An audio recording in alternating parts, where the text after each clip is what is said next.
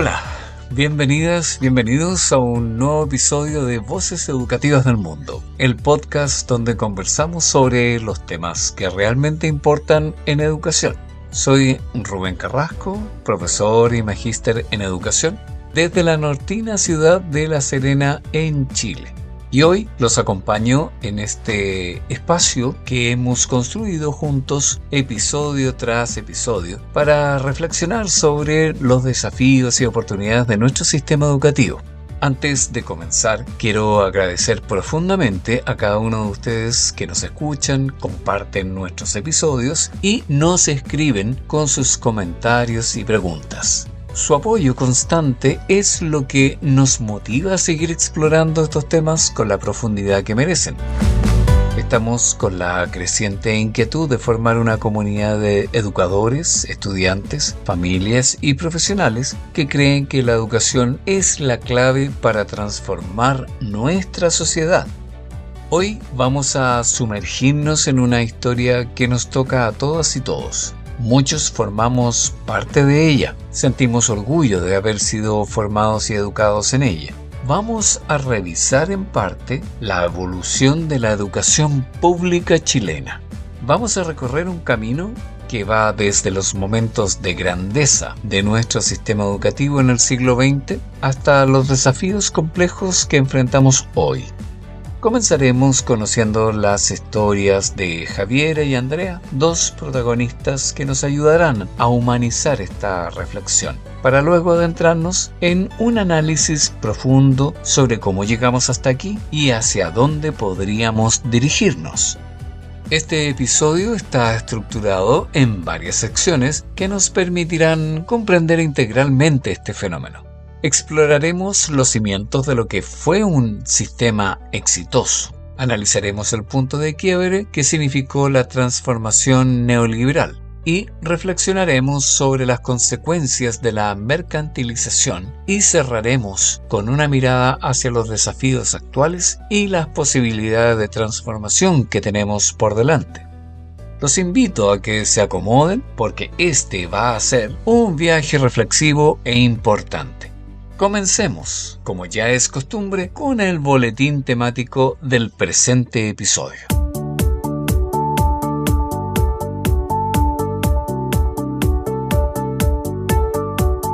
Bienvenidas y bienvenidos entonces al boletín temático de su podcast Voces Educativas del Mundo, donde hoy nos centraremos en las noticias más relevantes que marcan el pulso de la educación pública en Chile. Comenzamos nuestro recorrido informativo con una noticia directamente relacionada con la formación docente. El 27 de marzo de 2025, el Ministerio de Educación y el Consejo de Rectoras y Rectores de Universidades Chilenas, es decir, el CRUCH, firmaron el trascendental Acuerdo por el Futuro de la Formación Docente en Chile. Este acuerdo propone 5 líneas de acción clave para fortalecer la formación docente y enfrentar el déficit de profesores en las aulas. Entre los compromisos se destaca la necesidad de rediseñar los mecanismos de admisión a las carreras de pedagogía, asegurando un acceso equitativo y alineado con las necesidades del sistema escolar, combinando la excelencia académica con habilidades socioemocionales. El ministro de Educación, Nicolás Cataldo, enfatizó que la escasez de docentes es un problema del desarrollo del país, concentrado en ciertas áreas y territorios, y que este acuerdo, junto al Plan Nacional Docente y un futuro proyecto de ley, busca asegurar más y mejores profesores a largo plazo. Continuando con el debate sobre los requisitos de ingreso, el 8 de agosto de 2025 tuvimos dos importantes análisis. Por un lado, la ex rectora de la Universidad Metropolitana de Ciencias de la Educación, Elisa Araya Cortés, comentó el rechazo en la Cámara de un proyecto que buscaba modificar los requisitos para estudiar pedagogía. Araya subrayó la importancia de ir más allá de los puntajes de ingreso y pensar en cómo atraer estudiantes con vocación y potencial docente, garantizando estándares mínimos de calidad. Y Continuando en el mismo tenor de la información anterior y en una aparente contradicción, los requisitos para estudiar pedagogía en Chile han experimentado múltiples modificaciones desde la promulgación de la Ley 20.903 en 2016. Según el último informe de la Biblioteca del Congreso de agosto pasado, las exigencias originalmente proyectadas para 2023 fueron postergadas en 5 oportunidades distintas. Actualmente los postulantes deben cumplir con obtener percentil 50 en la PAES, ubicarse en el 30% superior del promedio de notas de enseñanza media en su establecimiento y aprobar un programa de acceso a carreras de pedagogía reconocido por el Ministerio de Educación. Una novedad incluida en 2023 permite el acceso a personas con discapacidad registradas oficialmente sin rendir la prueba de admisión. Sin embargo, el panorama cambiará drásticamente en 2026. Las nuevas exigencias elevarán la vara al percentil 60 en la PAES y al 20% superior del promedio de notas, estableciendo además un puntaje mínimo de 626 puntos para el ingreso. Esta escalada en los requisitos responde a la necesidad de formar docentes capaces de enfrentar un sistema educacional en transformación. Recordemos que los futuros profesores deberán conectar con nuevas generaciones de estudiantes y adaptarse a demandas laborales que trascienden la enseñanza tradicional.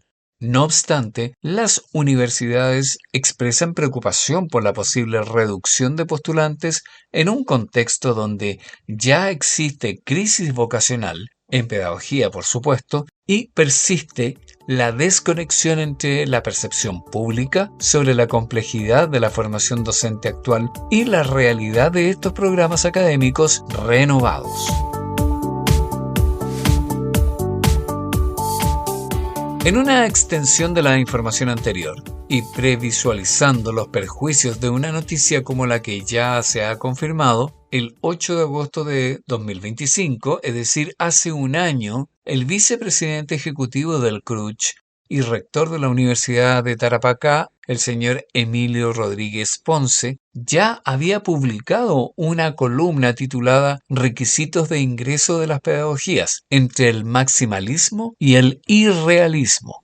Rodríguez critica las soluciones bien intencionadas pero ingenuas o derechamente maximalistas, que no consideran las realidades regionales. Destacó que no existe evidencia empírica sólida que demuestre que un alza en los puntajes de ingreso mejore automáticamente la calidad de los profesores. Advirtió que según estimaciones, elevar los puntajes podría provocar una disminución del 38% en la matrícula nacional de pedagogía, llegando hasta un 50% en algunas regiones, lo que debilitaría la capacidad regional de formación docente.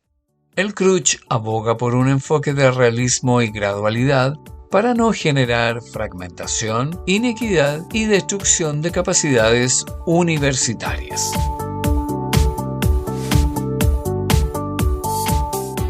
Desde la perspectiva de las universidades privadas, un informe de la Corporación de Universidades Privadas, también denominadas CUP, publicada en mayo de 2025, también abordó la situación de las pedagogías. La CUP agrupa a 16 instituciones privadas que representan el 29% de la matrícula del subsistema universitario. Señalaron una preocupante caída del 79% de las vacantes de primer año entre 2010 y 2024 y una disminución del 45% en la matrícula de primer año y un 42% en la matrícula total de pedagogía en el mismo periodo. A pesar de que los puntajes de ingreso subieron tras la implementación de la Ley 20.903, la matrícula sigue muy por debajo de las necesidades del sistema. La CUP valoró el avance hacia un sistema técnico, flexible y basado en evidencia para definir los requisitos de acceso, pero enfatizó la necesidad de una mirada sistémica que aborde las causas estructurales del déficit.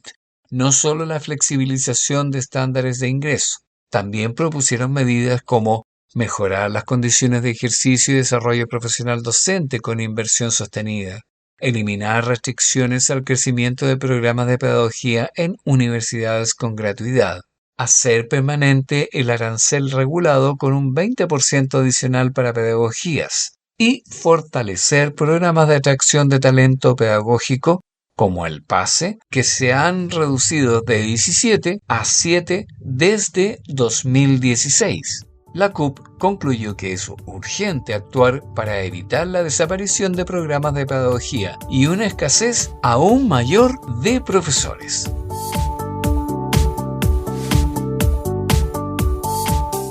Cambiando de tema, tenemos novedades sobre la situación laboral de los docentes. La Ley de Titularidad Docente ha iniciado su trámite legislativo con suma urgencia en el Congreso Nacional. La noticia, aunque sin una fecha específica en el documento, se refiere a una reunión reciente del Directorio Nacional del Colegio de Profesoras y Profesores con la subsecretaria de Educación, Alejandra Arratia. Se espera que esta ley beneficia a unos 28.000 docentes, permitiéndoles pasar de contratos precarios a contratos indefinidos. En la misma instancia se trataron temas como la protección del tiempo no lectivo y la incorporación de la exhibición de la evaluación docente para quienes estén a 3 años o menos de la edad legal de jubilar.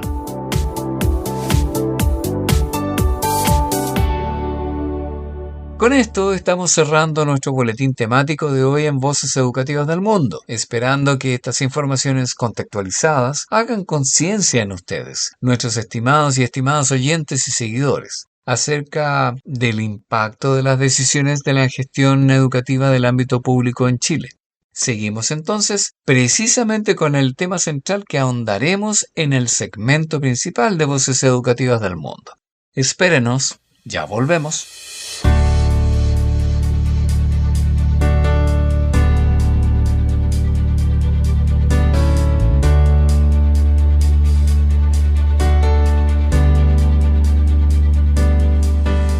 Y llegamos al tema central del episodio del día de hoy. La educación pública chilena, de la grandeza a la crisis. Una crónica de transformación y resistencia. Un lunes cualquiera, a las 8:30 de la mañana, Javiera, profesora de historia en una escuela pública de La Serena, entra a su sala con 38 estudiantes esperándola. Viene con su bolso lleno de libros, pero también con ideas para cambiar la forma en que aprenden. Su sala está agrietada, las ventanas no cierran, pero ella sonríe y piensa, aquí se forma el futuro. Y sigue reflexionando en voz alta. Cuando el sistema no me entrega lo que necesito, lo busco, porque enseñar aquí no es solo entregar contenido, es sostener sueños. En la misma escuela, Andrea, una estudiante en los últimos años de educación básica, le encanta la astronomía, aunque nunca ha tenido un telescopio. Hoy le toca exponer un trabajo sobre Gabriela Mistral. Ha escrito algo especial. Ella enseñó en una escuela como esta. Tal vez yo también pueda escribir algo que cambie el mundo. Y posteriormente continúa reflexionando. Yo quiero que la escuela sea un lugar bonito. Quiero aprender cosas importantes para que mi mamá esté orgullosa. ¿Cómo llegamos a este momento? ¿Y hacia dónde vamos con la educación pública en Chile? Esta es la historia, desde nuestra modesta perspectiva, de un sistema que formó naciones, pero que hoy exige transformación. Revisemos un poco cuáles son los cimientos de grandeza, ese siglo XX y la consolidación del sistema. Durante el siglo XX, la educación pública chilena se consolidó como un referente en América Latina, aunque las y los jóvenes que nos escuchan no lo puedan creer, distinguiéndose por logros importantes en cobertura y avances significativos en alfabetización, según documentan Cox, por allá por el año 97, y Mineduc en el año 2010. Hasta finales de los años 60, el sistema era altamente valorado socialmente por su rol fundamental en la integración social del país, aunque era criticado por su enfoque enciclopedista y memorístico, con baja innovación pedagógica. Antes de la dictadura militar, la educación pública gozaba de una alta valoración social, como les mencionábamos, y tenía el rol de educar a la mayor parte de la población. Los liceos públicos eran el crisol donde se formaban incluso las élites gobernantes, contando con privilegios que incluían una subvención mayor que las escuelas privadas. El periodo de construcción y expansión inicial del sistema, que se extendió desde el siglo XIX hasta las décadas de 1960 a 1970, estuvo marcado por políticas públicas centradas en la alfabetización masiva y la integración territorial. Tras la independencia, el Estado chileno impulsó activamente la creación de un sistema público nacional, ampliando progresivamente la cobertura escolar con un enfoque que priorizaba el acceso universal.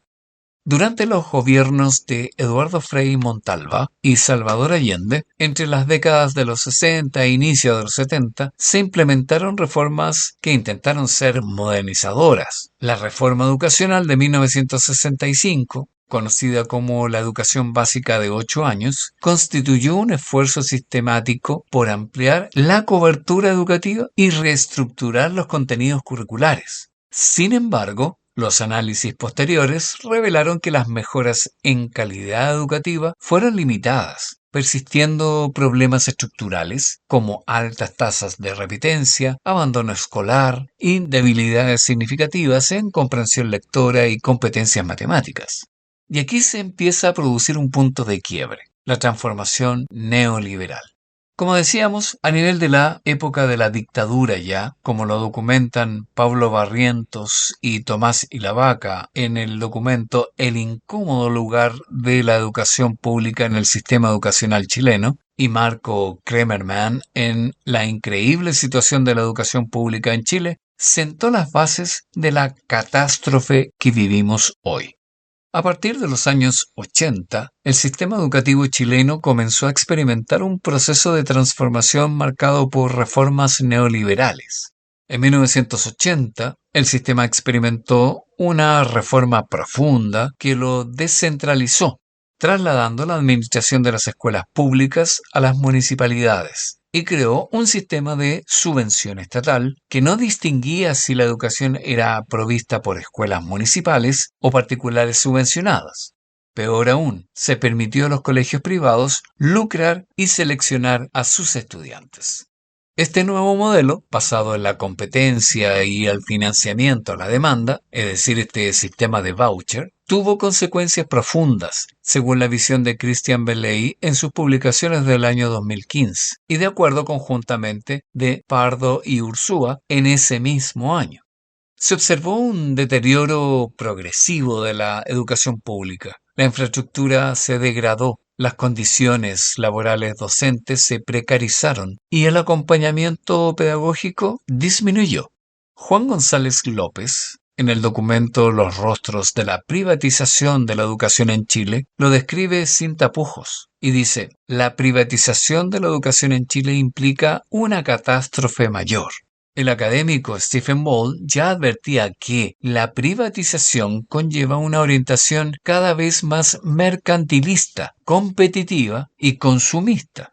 La matrícula pública cayó sostenidamente, pasando de más del 80% en 1980 a cerca del 35% en 2020, según las publicaciones de Christian Cox en 1997 y del propio Mineduc en el año 2010. Pablo Barrientos y Tomás Ilavaca, como los mencionábamos anteriormente, corroboran que la matrícula pública se desplomó del 78.5% en 1970 al 36.4% en 2015, con indicadores significativamente similares a los mencionados anteriormente. ¿Cuál sería la filosofía detrás de este declive? Probablemente sea el modelo de fábrica. Bueno, para entender completamente esta transformación, es necesario examinar la filosofía educativa que sustenta estos cambios. Y detengámonos un momento para analizar qué hay detrás de este modelo. El documento Críticas a la educación pública obligatoria, según Schopenhauer y Nietzsche, nos invita a una reflexión más profunda sobre el modelo educativo subyacente. Fíjese usted que este documento plantea que la educación obligatoria tiene orígenes ligados al control estatal y a la doctrinación. El modelo de fábrica prusiano, adoptado globalmente, se centró en la estandarización de la enseñanza, pruebas y ritmos de aprendizaje, priorizando el respeto por la autoridad sobre la exploración de la verdad. El director de la Escuela de Educación de Stanford, Elwood Coverley, en 1916 lo decía sin rodeos. Nuestras escuelas son, en cierto sentido, fábricas en las que los productos en bruto, es decir, refiriéndose a los niños, deben ser moldeados y fabricados en productos para satisfacer las diversas demandas de la vida. Frederick Taylor Gates, asesor de John Rockefeller, reveló que el objetivo era mantener al estudiante confinado a un horizonte estrecho, no convertirlos en filósofos ni en hombres de conocimiento o ciencia. Críticas contemporáneas inspiradas en pensadores como Arthur Schopenhauer o Friedrich Nietzsche cuestionan la tendencia de la educación pública obligatoria a estandarizar, inhibir el pensamiento crítico, la individualidad y la creatividad. Algunos autores como Charles Sanders Peirce han señalado que la función última de la educación pública ha sido en ocasiones la fijación de creencias y la limitación consciente de los horizontes de la población, en lugar de promover la autonomía del pensamiento. Bueno, y ahora podríamos consultarnos cuáles son las consecuencias de esta mercantilización.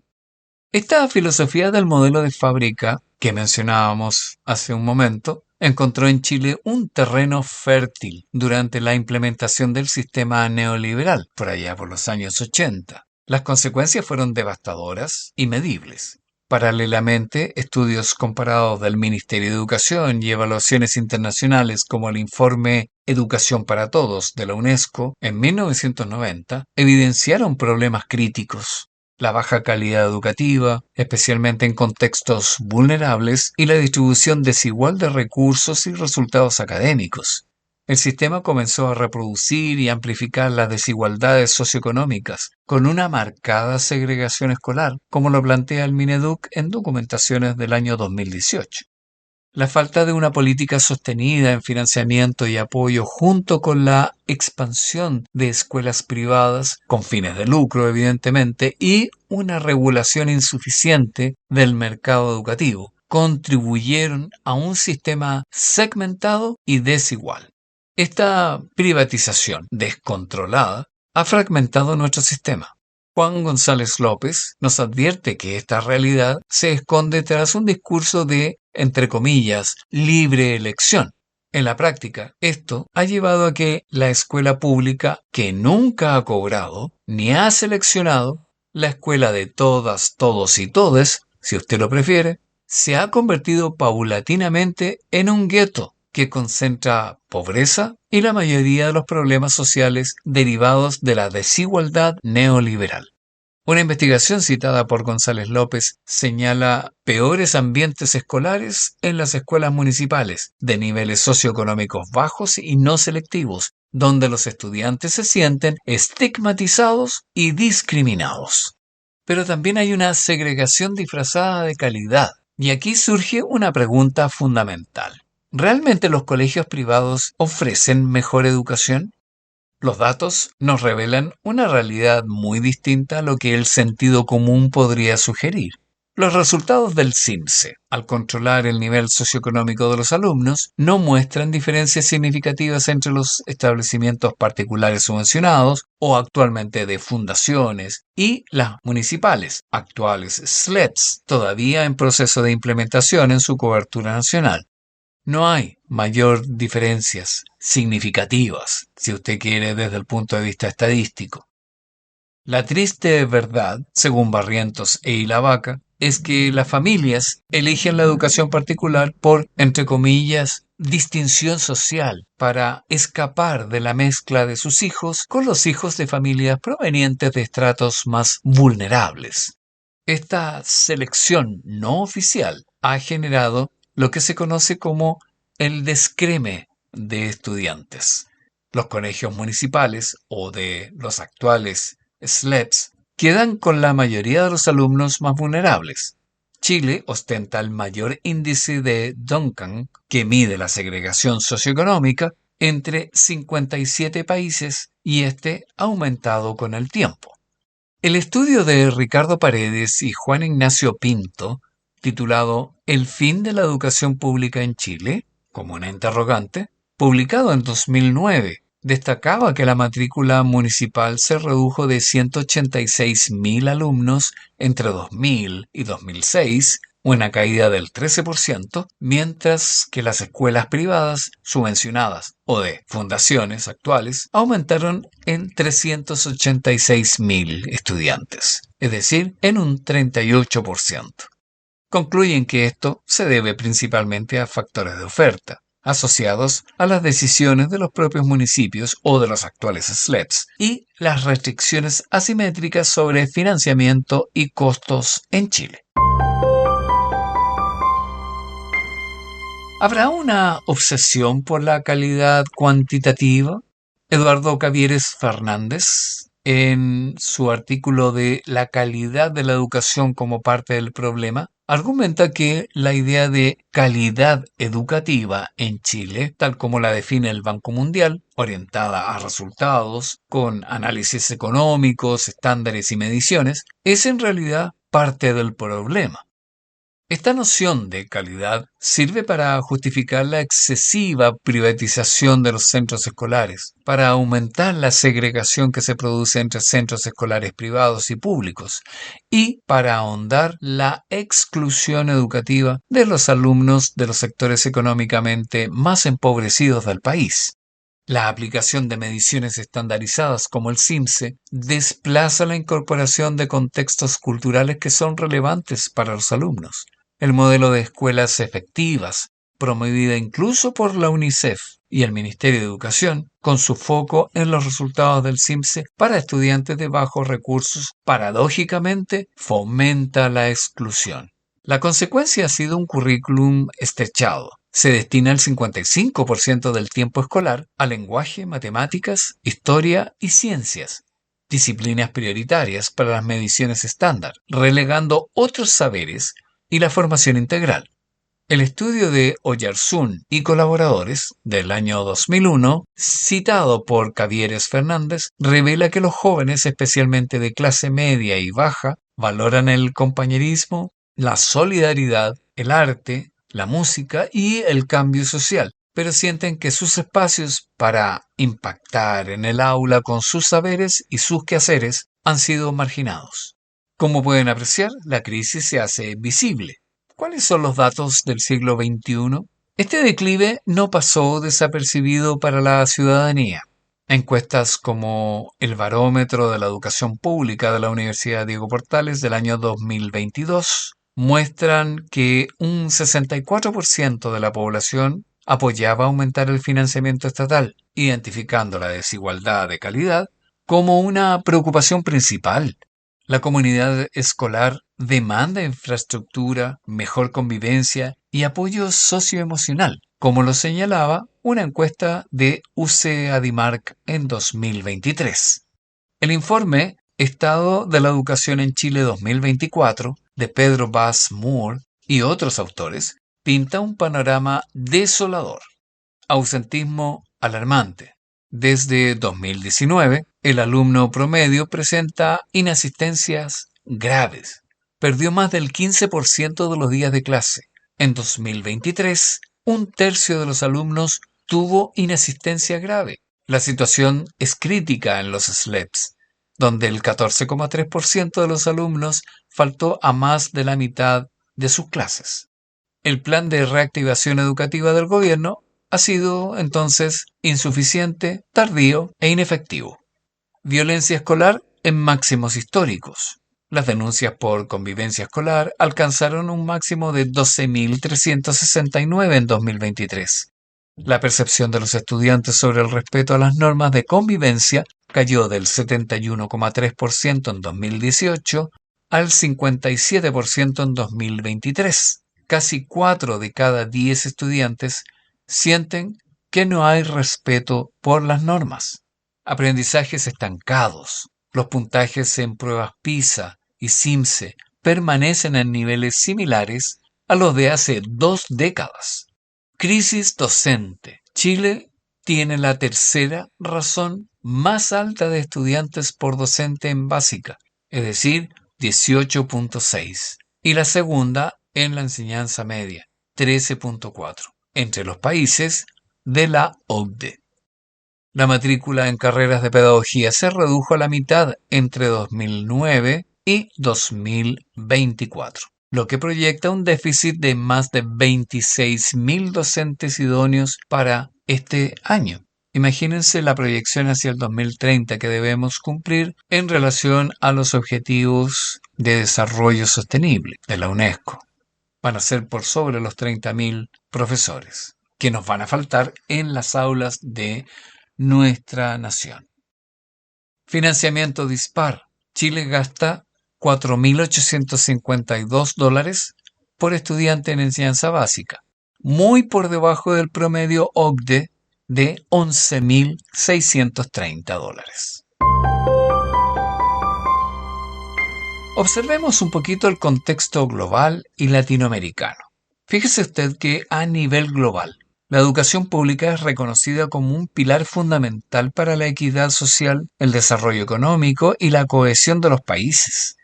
Murchison en 2011 y la UNESCO en 2017 sostienen que la educación debe concebirse como un bien público, requiriendo un rol prioritario del Estado en su financiamiento y regulación para universalizar el acceso y promover la equidad. Sin embargo, las políticas de privatización y mercantilización han desafiado este carácter público, generando segmentación, exclusión y afectando la provisión equitativa. Así lo señala la UNESCO en el año 2017. En América Latina, la educación pública enfrenta desafíos estructurales relacionados con la inequidad y la falta de cobertura, lo que perpetúa brechas sociales profundas.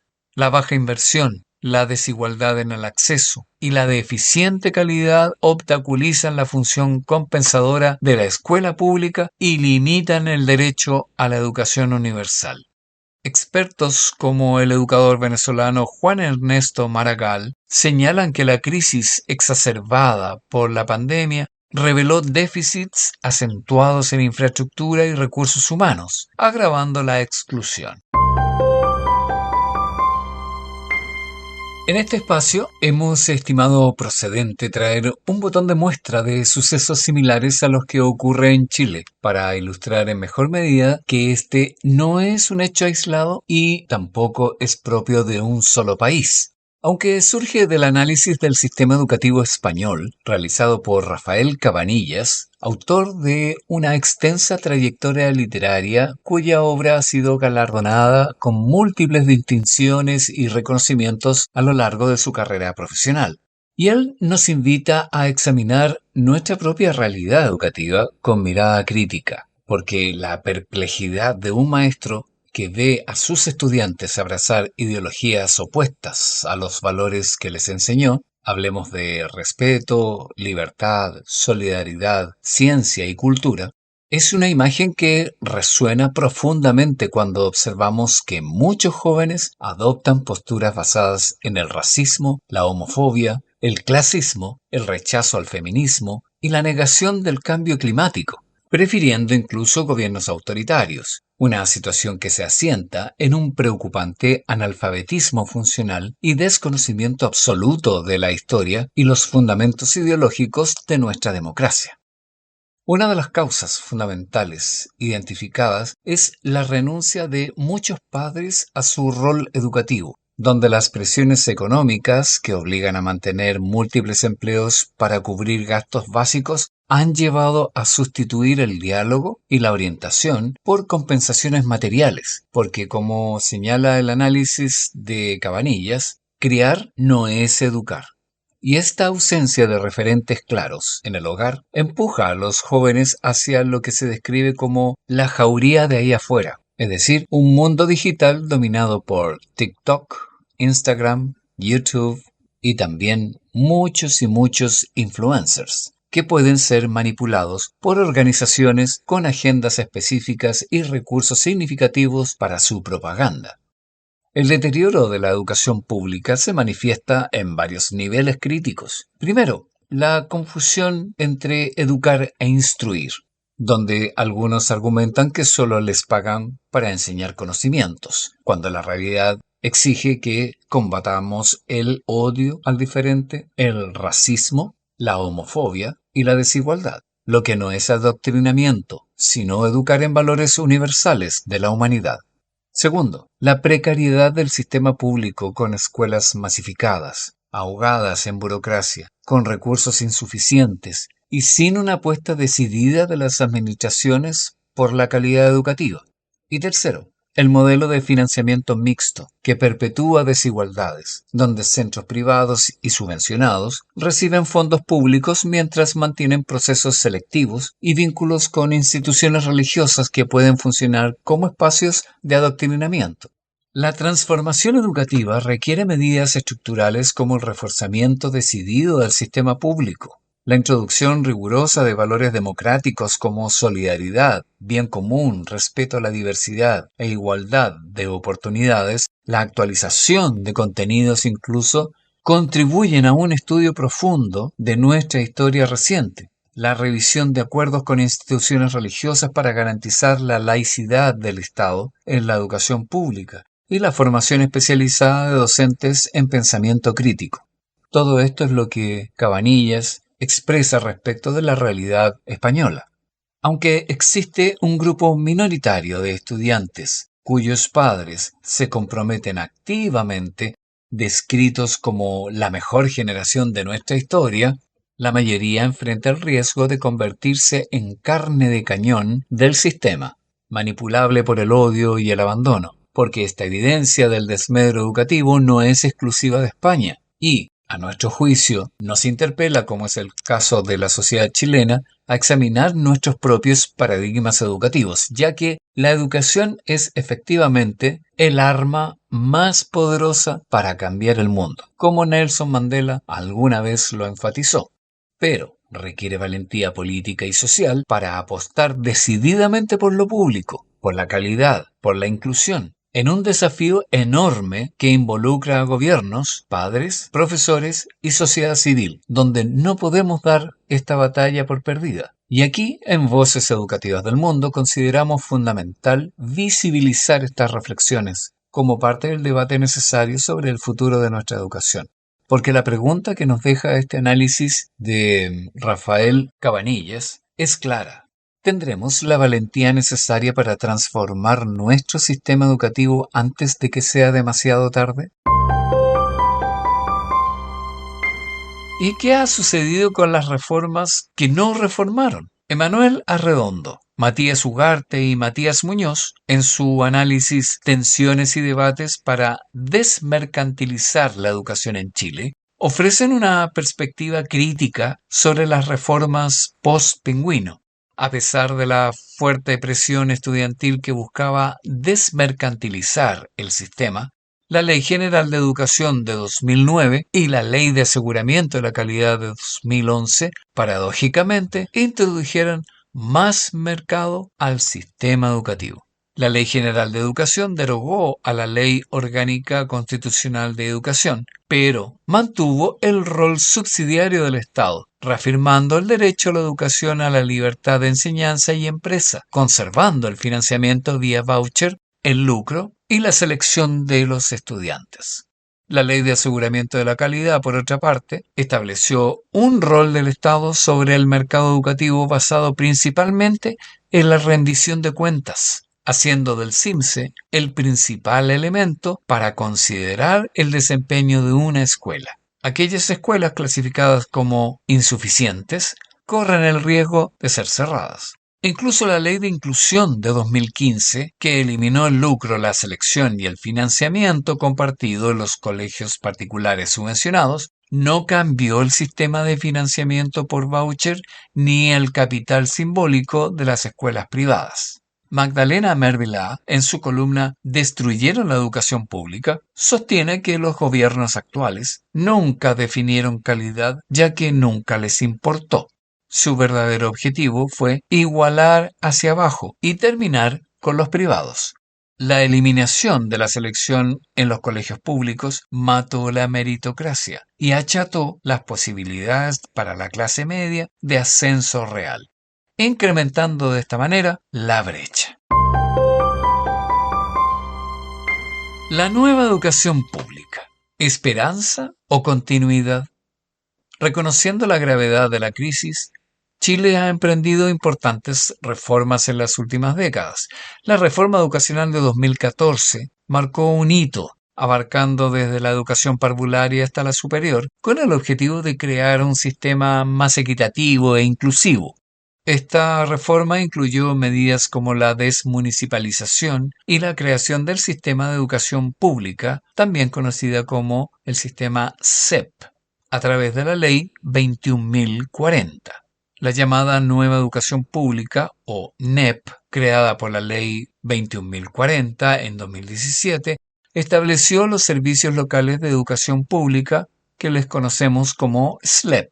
La Comisión de Hacienda del Senado, en un informe de julio de 2025, celebra la aprobación de un proyecto de ley que busca fortalecer este sistema. El ministro de Educación, Nicolás Cataldo, afirmó que el proyecto viene a fortalecer la transición y la implementación de los SLEP, además de abordar temas de gobernanza. Sin embargo, la Ley de Educación Pública de aquel año 2017, aunque considerada una de las mayores transformaciones, no cambia radicalmente el modo de financiamiento competitivo de mercado de las escuelas, lo que no permite evitar la competencia por los recursos, según Arredondo y sus colaboradores.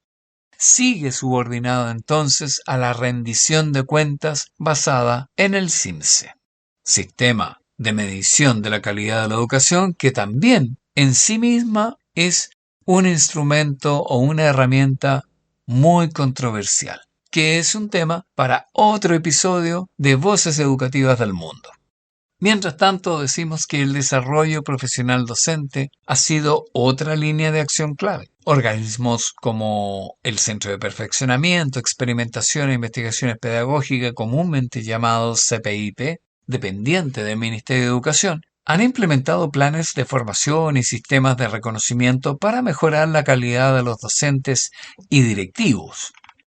En un análisis que nos invita a la reflexión, vemos cómo la evolución de la educación, especialmente la pública, no sigue un camino recto. Pareciera que deambula, dando pasos hacia adelante, otros hacia atrás e incluso a los lados. Lo más grave, a nuestro juicio, es que no se logran visualizar criterios coherentes que demuestren un interés genuino por parte de la clase política, quienes al fin y al cabo son los artífices de las nuevas políticas públicas. Ahora, profundizando en un punto clave, es fundamental analizar cómo se están impulsando las políticas educativas. Con demasiada frecuencia, ya sea dentro o fuera de grandes reformas, estas políticas se diseñan tanto en el Poder Ejecutivo como en el legislativo, sin una visión coherente del progreso sostenido de nuestra nación. Esto crea una evidente desconexión y una contradicción con el modelo de país que aspiramos a construir algún día. Lo que presenciamos es una alarmante falta de armonía entre las distintas leyes que deberían sustentar nuestro sistema educativo. Y esto nos obliga a plantearnos una pregunta fundamental. ¿Se debe esta inacción a una falta de educación por parte de quienes toman las decisiones? ¿O es simplemente el resultado de un desinterés deliberado? Pero hay una interrogante aún más grande que nadie ha podido responder hasta el momento. ¿Cuál es el modelo de país que estamos diseñando para los próximos 25 o 50 años? Por lo menos, porque nuestra educación, sin duda, debe preparar el capital humano de nuestra sociedad para esos fines. Como ven, son muchas las preguntas que quedan en el aire. Y es bueno que las hagamos, ¿no? Que formulemos estas preguntas y que nos invitan a una profunda reflexión sobre el futuro de la educación de nuestro país. ¿Habrán algunos desafíos persistentes del sistema actual? Consultando nuevamente el informe Estado de la Educación en Chile 2024, este revela problemas adicionales que evidencian la complejidad de la crisis. Y no podemos obviarlos, y hay que mencionarlos. Necesidades especiales en aumento explosivo. Estamos todos conscientes en la sociedad que el número de cursos con 5 o más necesidades educativas especiales distintas ha aumentado en un 183.2% en 6 años, diluyendo la capacidad de los establecimientos para contratar a los profesionales necesarios. Además, están nuestros profesores y profesoras preparados para impartir sus especialidades con la implementación de una metodología en particular preparada para cada una de estas situaciones de necesidades educativas especiales? Burocracia asfixiante. El 73.8% de los directores declararon en 2018 que gastan entre el 40 y el 80% de su tiempo en cumplir exigencias burocráticas. Esta sobrecarga administrativa sigue siendo una de las principales preocupaciones en 2022, 2023, 2024 y hasta el día de hoy. Y este hecho, como decimos, ¿cierto?, continúa hasta nuestros días, en los cuales en los petitorios de los profesores también aparece un apartado relacionado con esta burocracia que, lamentablemente, sigue siendo muy asfixiante. Sistema de educación escolar fallido. Menos del 50% de los postulantes son asignados a su primera preferencia desde 2021. Los particulares subvencionados o de fundaciones reciben cerca del 70% de las primeras preferencias, pero solo representan el 54% de la matrícula efectiva, lo que demuestra que el sistema no satisface el derecho de los padres a elegir la educación de sus hijos. Como ustedes pueden ver, hay algunos desafíos importantes que todavía nos están agobiando en la educación pública. Como vemos entonces, la educación pública mantiene su valor fundamental como aporte al capital humano de un país. El fortalecimiento de la educación pública chilena se encuentra esforzadamente buscando revertir las desigualdades, promoviendo la inclusión escolar y formando un capital humano con mejores herramientas para la vida y el trabajo. Se reconoce que uno de los retos centrales es la mejora sostenida de la calidad de los aprendizajes, superando las desigualdades históricas. Reconocemos que hace falta mucho camino todavía por andar. Hay muchos obstáculos, hay muchos desafíos, como decimos, que superar. Uno de los principales beneficios de los sistemas de educación pública es la generación de oportunidades más igualitarias al reducir barreras de acceso y democratizar el conocimiento. La educación pública, cuando funciona adecuadamente, puede cumplir una función compensadora crucial en sociedades desiguales. ¿Cuál sería entonces el camino hacia adelante? La pandemia acentuó todos estos desafíos, haciendo crucial el liderazgo efectivo y el apoyo pedagógico para recuperar el aprendizaje. Los datos muestran que los recursos en educación en Chile son altos a nivel OCDE, pero los resultados son paupérrimos. Se necesita un cambio de rumbo en la agenda política. Esto significa que el Estado debe situar su prioridad en volver a reconectar al sistema a los niños y niñas que lo han abandonado. Significa mejorar el clima de convivencia en las escuelas. En este punto, al parecer, aún no está claro para muchos docentes y directivos ni familias el significado profundo que busca concientizar el concepto de convivencia escolar. También, por otra parte, significa enfrentar el déficit docente y el problema de la oferta de calidad.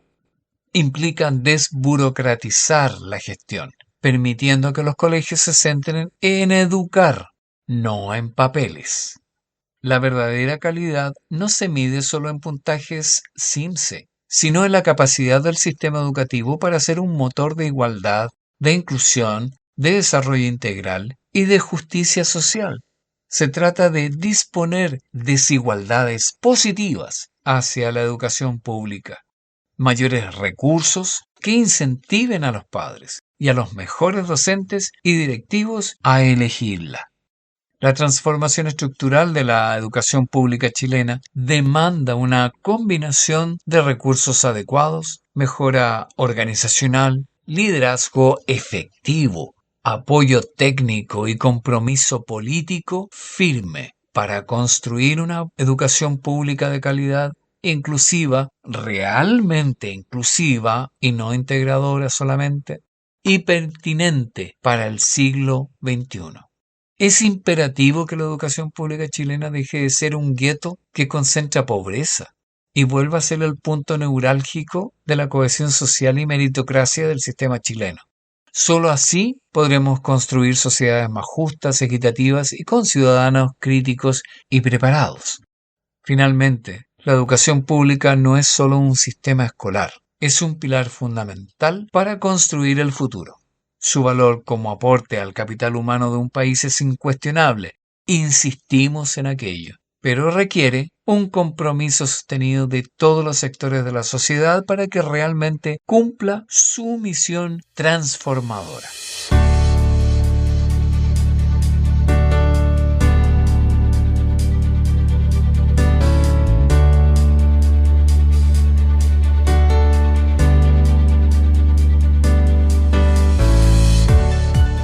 Y así llegamos al final de este episodio de Voces Educativas del Mundo, donde hemos recorrido juntos la compleja historia de la educación pública chilena.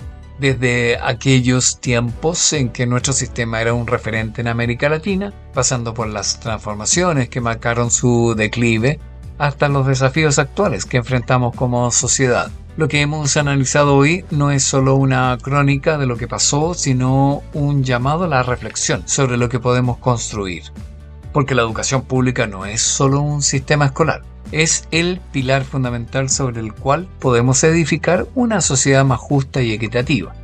Como dijimos al cerrar nuestro análisis, su valor como aporte al capital humano de un país es incuestionable, pero requiere un compromiso sostenido de todos nosotros, particularmente de la clase política. Nos preocupa muchísimo de que realmente los líderes que se están postulando a un nuevo periodo presidencial tengan realmente conciencia, que efectivamente tengan claridad de que hay que hacer un cambio profundo en la educación chilena. Ya lo vamos a analizar cuando revisemos sus programas de gobierno, porque nos interesa compartir con ustedes cuáles son las perspectivas que tiene cada uno de los candidatos. Quiero agradecerles nuevamente por acompañarnos en esta reflexión. Sus comentarios, sus experiencias como educadores, como estudiantes o familias, enriquecen enormemente nuestro diálogo. Los invito a que nos escriban, compartan sus perspectivas y nos cuenten cómo viven estos desafíos en sus propios contextos. Suscríbase en YouTube, coméntenos si le interesa, si le ha gustado lo que hemos estado desarrollando en estos episodios. Mi invitación para todos ustedes es esta: no nos quedemos solo en el diagnóstico, seamos parte del cambio que necesitamos. Desde nuestros roles, desde nuestras trincheras, podemos contribuir a que la educación pública deje de ser, como decíamos lamentablemente y con mucho dolor, un gueto que concentra pobreza y vuelva a ser ese punto neurálgico de la cohesión social que alguna vez fue y que puede volver a serlo con mucha más fuerza para enfrentar los tremendos e inciertos desafíos del resto de este siglo XXI. La educación pública es responsabilidad de todos, recuérdelo. Es nuestro futuro el que está en juego. Nos encontramos en el próximo episodio de Voces Educativas del Mundo. Hasta pronto y que tenga una excelente semana.